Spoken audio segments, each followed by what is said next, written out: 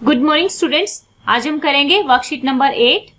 Class है आपकी 9th, subject है साइंस। डेट है 22 जुलाई। यहाँ पर आपको अपना नाम लिखना है, यहाँ पर क्लास टीचर का नाम लिखना है। आपका टॉपिक है तत्व, ठीक है, जिसको एलिमेंट भी बोला जाता है, ठीक है, तत्व। तत्व होता क्या है? हम सब लोग तत्व से मिलकर बने हैं, किसी ना किसी तत्व से मिलकर जितनी भी चीजें हैं दुनिया में बनी हुई हैं। कुछ तत्व ऐसे हैं जिनका हमें पता है, कुछ तत्व ऐसे हैं जिनका हमें नहीं पता। तो अभी तक साइंटिस्ट को 118 तत्वों का पता लगा है जिनसे हम बने हैं या जिनसे कोई भी मैटर बना है। तो तत्व की बात करें, जैसे कार्बन एक तत्व है, ठीक है, लोहा एक तत्व है, आयरन एक तत्व है, कॉपर एक तत्व है। ये हमारे तत्व हैं। तो ज्ञान जो है, ये लड़का अपनी दीदी से एक क्वेश्चन पूछता है, दीदी अभी तक जो पदार्थ, जो सब्सटेंस हमने देखे हैं, जैसे विलेन, ठीक है, कोलाइड और निलंबन, यह सभी तो अशुद्ध हैं। तो क्या कोई पदार्थ शुद्ध भी है, और अगर है तो कैसे? तो बच्चों, आपने अपनी क्लास में पढ़ा होगा कि जितने भी सब्सटेंस इस दुनिया में हैं, ठीक है, दो तरीके के हैं। एक तो प्योर हैं, ओके, दूसरे हमारे क्या है, इम्प्योर हैं। इम्प्योर मतलब अशुद्ध। शुद्ध, हमने जितने भी सब्सटेंस हैं, कुछ शुद्ध हैं और कुछ अशुद्ध हैं। अशुद्ध में क्या आ गया? मिक्सचर हो गया, ठीक है, सॉल्यूशन हो गया। अब जो प्योर हैं, प्योर में एक तो एलिमेंट आता है, तत्व जिसको बोलते हैं तत्व, ठीक है, और एक कंपाउंड। कंपाउंड क्या होते हैं बच्चा? यौगिक होते हैं। कंपाउंड को हिंदी में यौगिक बोलते हैं। तो इनके बारे में डिफरेंस समझेंगे। तो देखो, तत्व कौन से होते हैं, ध्यान से समझना, ये बहुत बेसिक सी चीज होती है। तत्व जैसे कार्बन एक अकेला तत्व है, यानी कि एक एलिमेंट है, ऑक्सीजन अकेला है, लेकिन इन दोनों को मिला दिया जाए, ठीक है, तो क्या बन जाएंगे? यौगिक बन जाएंगे। अगर मैं इन दोनों को, एक कार्बन का एलिमेंट ले लूं और एक ऑक्सीजन का एलिमेंट ले लूं, तो ये क्या बन गई? कार्बन मोनोऑक्साइड बन गई, ओके। लेकिन अगर मैं एक कार्बन का लूं और दो CO2 और दो ऑक्सीजन के लूं, तो क्या बन गई? Carbon dioxide.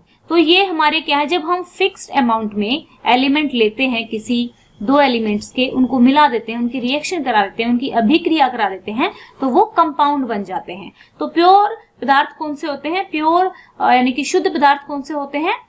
तत्व और यौगिक। तत्व कौन से होते हैं? जो सिंगल, यानी कि उसमें किसी तरीके की मिलावट नहीं होती, ठीक है, और CO2 ये हमारा कंपाउंड है।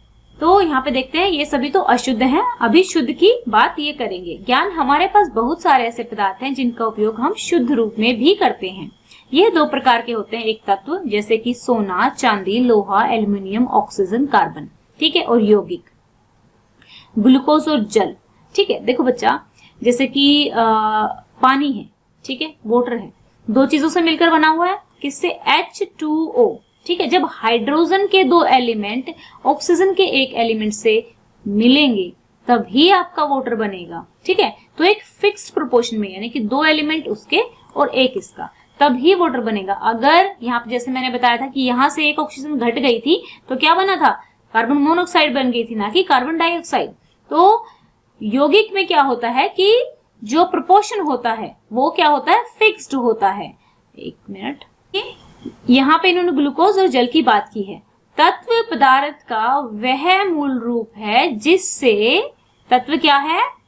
तत्व पदार्थ का वह मूल रूप है जिससे रासायनिक प्रक्रिया द्वारा अन्य सरल पदार्थों में विभाजित नहीं किया जा सकता।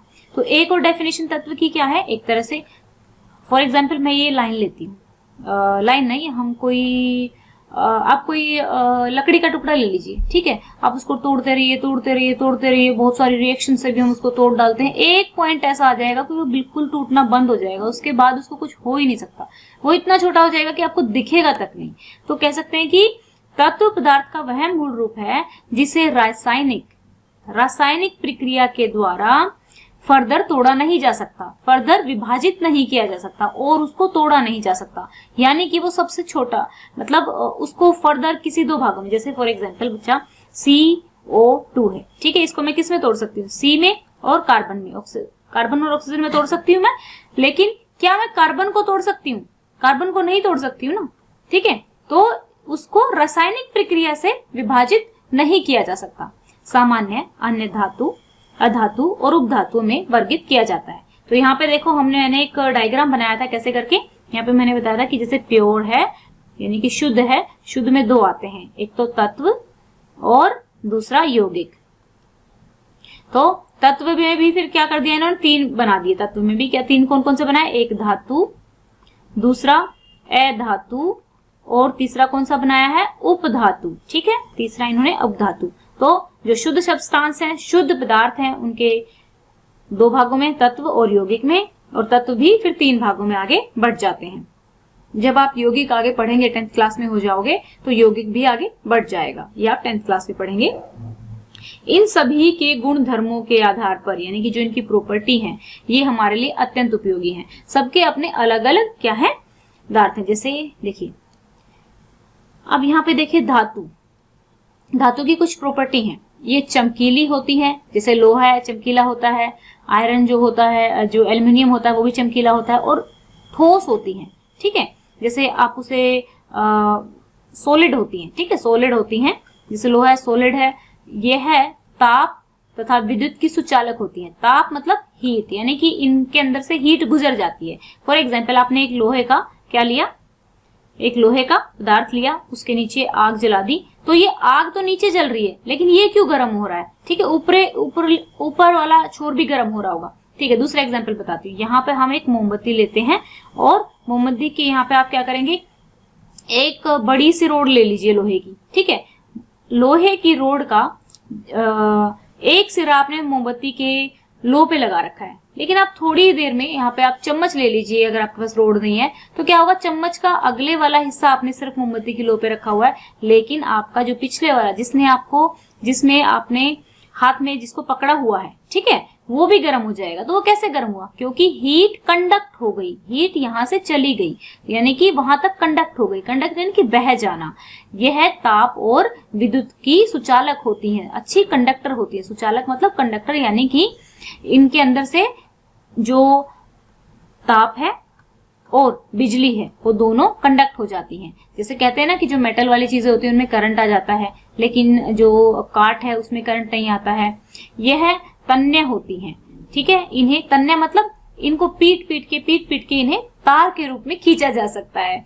जैसे सोना है, ठीक है, तांबा है, एल्युमिनियम है। और देखो बच्चों, जो हमारे वायर्स होती हैं उनमें तांबे के तार होते हैं। और सबसे अच्छा अगर आपसे सुचालक पूछा जाए तो सोना जो है चांदी जो है सबसे अच्छा सुचालक होता है इलेक्ट्रिसिटी का, लेकिन तांबा यूज किया जाता है। ठीक है, तांबा सेकंड नंबर पर अच्छा होता है। यह अघात वर्धीय होती हैं, यानी कि इन्हें पीटकर, यहाँ पर हमने कैसे बनाया, इन्हें खींचकर तारों में, इनको खींच के तारों में परिवर्तित किया जा सकता था। और यहाँ पे अघात वर्धीय यानी कि इन्हें पीट कर चादरों में ढाला जा सकता है। अब एल्यूमिनियम की शीट्स आती हैं, ट्रैक्टर बनते हैं अलग अलग, यानी तभी तो उनको शीट्स के रूप में बना सकते हैं। आपकी घर में जो अलमीरा है वो भी किसी मेटल की है। ठीक है, तो वो कैसे बनी, उसको पहले चादरों में मतलब पीट कर उन्हें चादरों में बनाया गया, फिर उनको मोल्ड करके, उनको फोल्ड करके, फिर उनके डिफरेंट चीजें बनाई गई। यह है प्रतिध्वनि पूर्ण होती है, यानी कि अगर आप इन पे कुछ मारोगे तो इनमें से आवाज आएगी। जैसे लोहा है, लोहे पे अगर आप पेन मारते हो टन टन ऐसे आवाज आती है। यह है इन पर आघात करने पर, इनको मारने पर प्रतिध्वनि होती है। ठीक है, अब बात करते हैं अधातु की। ठीक है, अधातु कौन सी होती है, ये चमकीली नहीं होती हैं, ये चमकीली नहीं होती हैं, ये ताप तथा विद्युत की कुचालक होती हैं। जो रबड़ है, ठीक है, रबड़ भी क्या है, एक अधातु है। क्या रबड़ में से, आपको बोलते हैं कि रबड़ की चप्पलें पहनो, क्या रबड़ में से आपकी जो बिजली है वो ट्रांसफर हो जाती है? और अगर आप इसको लोहे की मोमबत्ती पर भी इसको रखो तो वो खुद जल जाएगी, लेकिन ज्यादा हीट को ताप को कंडक्ट नहीं कर पाएगी। यह तन्य अथवा अघात वर्धीय नहीं होती। ठीक है, ना तो इनको तारों में बनाया जा सकता है और ना ही इनको शीटों में बनाया जा सकता है। ठीक है, अब ये भुंगर होती है। भुंगर का क्या मतलब होता है बच्चा, कि अगर आप इनको पकड़ के तोड़ोगे ना, जैसे नमक है, नमक जो है आपका टूट जाएगा। और जैसे यानी कि भुंगर होती है, बहुत इतनी ज्यादा कमजोर होती है कि टूट जाती है। यह है प्रतिध्वनि पूर्ण नहीं होती, यानी कि इनमें से ध्वनि भी नहीं आती है। सामान्यतः देखो ऐसा होता है कि कुछ जो धातु होती हैं वो यहाँ पे जैसे हमने कहा कि ठोस होती है, एक आधी धातु जो होती हैं जो हम पढ़ेंगे आपके चैप्टर में वो लिक्विड स्टेट में भी हो सकती हैं, ठीक है। और जो नॉर्मली अधातु क्या होती है, द्रव्य होती हैं, नॉर्मली लिक्विड फॉर्म में पाई जाती हैं अथवा या फिर गैस में पाई जाती है, जैसे हाइड्रोजन है, कार्बन है, आयोडीन है, ब्रोमीन है, क्लोरीन है, ये आपकी कैसी है, ये आपकी द्रव्य फॉर्म में पाई जाती हैं। तो बच्चों ये था हमारा आज का चैप्टर, और इसमें से हमारा एक रह गया अधातु रह गया, सॉरी उपधातु रह गया हमारा। उपधातु देखो बच्चा, उपधातु क्या होता है, ना तो वो धातु होती और ना अधातु होती, लेकिन दोनों की कुछ कुछ प्रॉपर्टी इनमें होती है। वह तत्व जो धातु और अधातु के बीच के गुणों को दर्शाते हैं उन्हें उपधातु कहते हैं। जैसे ये बहुत इंपॉर्टेंट होता है, इसमें से पक्का पक्का क्वेश्चन आता ही है, जैसे बोरोन है, सिलिकॉन है, जर्मेनियम है, ठीक है, तो इनमें से क्वेश्चन आते ही हैं आपके। ओके, सो ये आपको याद रखना कि उपधातु कौन सी होती हैं, तो ये एग्जाम्पल तो आप रट ही लेना, आगे तक काम आएगा। बोरोन, सिलिकॉन, जर्मेनियम, बड़ा इंपॉर्टेंट सा क्वेश्चन होता है। अच्छा, क्वेश्चन करते हैं। स्वयं को जांचना है, तत्व किसे कहते हैं, यह मिश्रण से किस प्रकार अलग है, ठीक है, तत्व किसे कहते हैं, यह मिश्रण से किस प्रकार अलग है। तो यहाँ पे देखिए, तत्व वो पदार्थ होते हैं जो रासायनिक क्रिया से और फर्दर विभाजित नहीं किए जा सकते, लेकिन जो मिश्रण है, ठीक है, सॉल्यूशन जो है, जो मिक्सचर है, उसको हम अलग कर सकते हैं, ठीक है, लेकिन तत्व को हम अलग नहीं कर सकते हैं। सो देखिए, आपको यहां से डेफिनेशन लिखनी है बच्चों तत्व की, पहले क्वेश्चन का आंसर यहां से लिखना है, ये यहां से, ये हमारा पहला आंसर हो गया। तत्व पदार्थ का वह मूल रूप है जिसे रासायनिक प्रक्रिया द्वारा अन्य सरल पदार्थों में विभाजित नहीं किया जा सकता। अब देखो, मैंने आपको ये तीन वर्ड जो मैंने शुरू में अंडरलाइन किए थे, मार्क किए थे, विलेन, कोलाइड और निलंबन, ये तीनों मैंने आपको नहीं बताए। तो विलेन जो होता है, इसमें क्या होता है, ये सस्पेंशन होता है। अब मैं आपको यहाँ पर समझाती हूँ। सस्पेंशन का मतलब देखो, आपने क्या किया, पानी लिया, ठीक है, पानी में आपने चौक के टुकड़े डाल दिए, वो एज इट इज आपको दिखाई दे रहे हैं, ठीक है। फिर आपने क्या किया, आपने चीनी ली, पानी लिया और चीनी लिया, लेकिन चीनी आपको दिखाई नहीं दे रही, तो जो बिल्कुल आपको दिखाई नहीं दे रहा, जिसको अलग बिल्कुल मिक्स हो गया उसमें, तो वो तो हो गया हमारा निलंबन, ठीक है। और जो जिसमें टुकड़े अलग से दिखाई दे रहे हैं वो हो गया हमारा विलेन। और कोलाइडल, इन दोनों के बीच का जो है वो, ये क्या है, अशुद्ध पदार्थ है, ठीक है, अशुद्ध पदार्थ है। सो इन दोनों के बीच का जो हो गया हमारा कोलाइडल हो गया। तो जो कोलाइडल है, ठीक है, इसमें क्या होता है कि हमें अलग से नहीं दिखते हैं, ठीक है, अलग से दिखते नहीं है, लेकिन बहुत छोटे छोटे जो होते हैं इसमें अवेलेबल होते हैं, पूरी तरह से मिक्स नहीं होते हैं लिक्विड में, तो उनको कोलाइडल बोला जाता है। अब हम पढ़ रहे थे तत्व पहले क्वेश्चन का। सो ये देखिए, यहाँ पर मिश्रण का बता दिया कि मिश्र जो होते हैं, एक तो ये अशुद्ध होते हैं, ठीक है, अशुद्ध होते हैं, ये कैसे होते हैं, तत्व जो होते हैं वो शुद्ध भी होते हैं, तत्व जो होते हैं वो शुद्ध होते हैं, ठीक है, ये हो गया डिफरेंस। यहाँ पे इनको अलग किया जा सकता है, इनको और अलग नहीं किया जा सकता। अब नेक्स्ट क्वेश्चन क्या है, खाना पकाने के लिए एल्युमिनियम के बर्तनों का उपयोग क्यों किया जाता है। पहली बात तो ये क्या करते हैं, ताप का संचालन करते हैं, ठीक है। अगर ताप का संचालन, ठीक है, ताप का संचालन करेंगे तो अगर इनके नीचे हीट जलाई जाएगी, आग जलाई जाएगी, तो इनमें जो खाना होगा वो पक जाएगा, ठीक है। और क्योंकि एल्युमिनियम क्या है, आपको लिखना है, क्योंकि एल्युमिनियम एक धातु है, इसलिए इसको चादरों के रूप में भी बनाया जाता है। चादरें बनेंगी तो यूटेंसिल्स के रूप में इसको कन्वर्ट किया जा सकता है। यहाँ एल्युमिनियम के कौन से गुणों का प्रयोग किया जाता है, तो यहाँ एल्युमिनियम का जो ताप है, ठीक है, एक तो उसको पहली बात चादर में जो पीट कर बनाया जाता है उसको क्या बोलते हैं, ये अघातवर्धीय। एक तो कौन सा गुण यूज हो रहा है, अघातवर्धीय, ये वाला अघातवर्धीय यूज हो रहा है, और दूसरा कौन सा यूज हो रहा है कि ये ताप की सुचालक है, ये आपको लिखना है। अब चलो थर्ड देखते हैं, क्या कोयला कार्बन का प्रयोग घरों में, कोयला जो है वो एक कार्बन की ही फॉर्म है, ठीक है, का प्रयोग घरों में प्रयुक्त होने वाली तारों के लिए किया जा सकता है। जो कोयला होता है घरों में प्रयुक्त होने वाली तारों के लिए, कोयले का प्रयोग तारों के लिए नहीं किया जा सकता। क्यों, क्योंकि जो कोयला है वो क्या है, वो एक नॉन मेटल है, वो एक अधातु है, अधातु है, तो उसको तारों में नहीं कन्वर्ट किया जा सकता, तो उसको हम बिजली के लिए यूज नहीं कर सकते, और जो वो होती है वो अच्छी कंडक्टर भी नहीं होती है। अब आघात वर्धीय और तन्यता को परिभाषित कीजिए, यानी कि आपको डिफाइन करना है। यहाँ से लिख लेंगे आघात वर्धीय क्या होता है, ये यहाँ से लिख लेना आंसर। ये हमारा क्वेश्चन नंबर 4 है।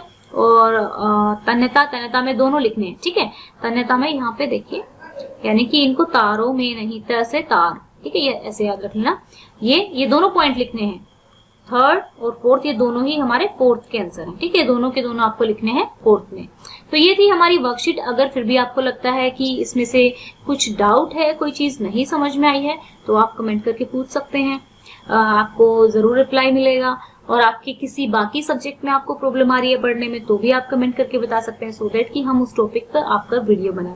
अच्छा, आपको चीजें याद करने से जरूरी है कि चीजें आपको समझ में आनी चाहिए। जो भी आप पढ़ रहे हो वो सब चीजें आपके बिल्कुल चीजें समझ में आनी चाहिए, और हमें पता होनी चाहिए कि ये जिन चीजों की हम बात कर रहे हैं वो आपके घर में ही होती हैं, जैसे एल्युमिनियम है, लोहा है, लेकिन हमें इनका साइंटिफिकली नेम नहीं पता होता। जैसे आपको नहीं पता ना कि हम सब, इवन आप भी, मैं भी तत्वों से मिलकर बने हैं, ठीक है। हम बात करें स्पॉन्ज, जो सल्फर है, कार्बन है, ऑक्सीजन है, नाइट्रोजन है, हाइड्रोजन है, ये इन सब से मिलकर बने हो। क्या हम ऑक्सीजन यूज नहीं करते हैं सांस लेने के लिए, ठीक है। नाइट्रोजन यूरिया होता है, कार्बन होता है, ठीक है, कार्बन डाइऑक्साइड होती है ना, कार्बन डाइऑक्साइड छोड़ते हैं, ऑक्सीजन लेते हैं, तो ये एलिमेंट है ना हमारे अंदर, हम इन्हीं से मिलकर बने हैं। तो आपको जो भी चीजें पढ़ो तो खुद से रिलेट करके पढ़ो, उससे चीजें आसान हो जाती हैं। जब आप बुक को पढ़ रहे होते हो ना, जो भी चीज आती है, तो आप ये जरूर सोचा करो कि क्या ये मेरे घर में है, क्या ये मेरे आसपास में है, क्या मैं इसको जानता हूँ, तो उससे चीजें आपको याद रखने में मुश्किल नहीं होगी। ओके, तो चलिए आज का हमारा लेक्चर यहीं खत्म होता है। अब हम कल करेंगे दूसरी वर्कशीट जब आपकी आएगी। आई होप आपको ये समझ में आया होगा। अगर आपको लेक्चर अच्छा लगा हो तो लाइक जरूर करें, उससे हमें पता लगता है कि आप लोगों को समझ में आ रहा है। और कमेंट करके भी कमेंट भी कर सकते हैं, हमें अच्छा लगता है आपके कमेंट आते हैं। तो और कोई डाउट है तो आप पूछ सकते हैं। Thank you.